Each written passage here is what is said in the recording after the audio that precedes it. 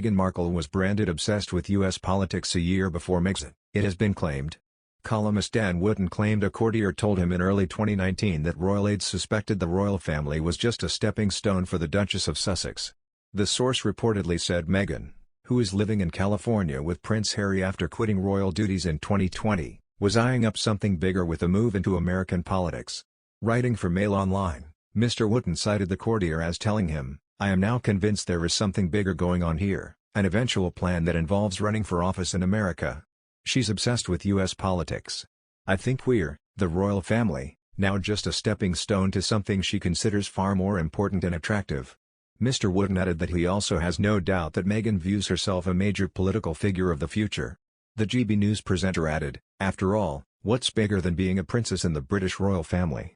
Becoming the first female president of the United States, of course. I concede such delusions of grandeur are very unlikely to result in the most self-obsessed woman in Hollywood, and that's saying something, becoming leader of the free world, but that doesn't mean Meghan isn't going to do everything to try and make it there."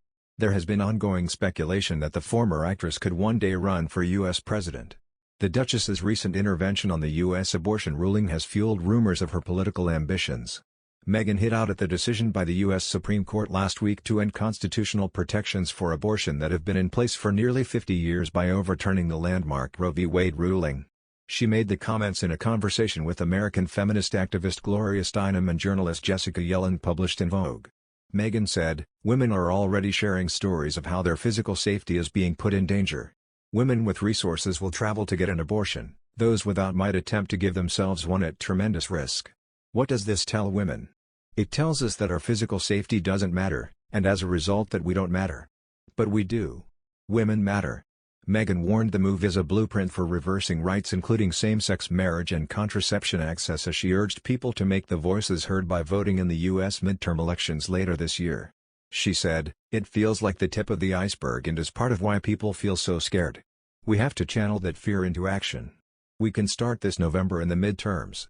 In an interview with Vogue, Meghan also urged men to be more vocal with their anger at the repealing of Roe v. Wade and revealed that Prince Harry's response to the Supreme Court's decision last Friday was guttural. She said, "My husband and I talked about that a lot over the past few days.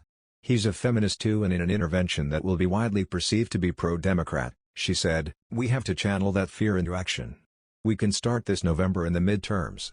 We have to vote, every time."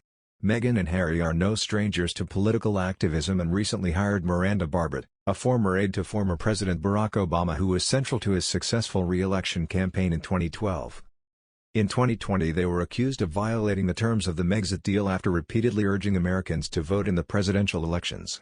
Their words were widely seen as anti-Donald Trump, including by the president himself, as his supporters believed the couple were trying to mobilize postal voters, one of the key groups that swept Mr. Trump out of power and won the election for Joe Biden.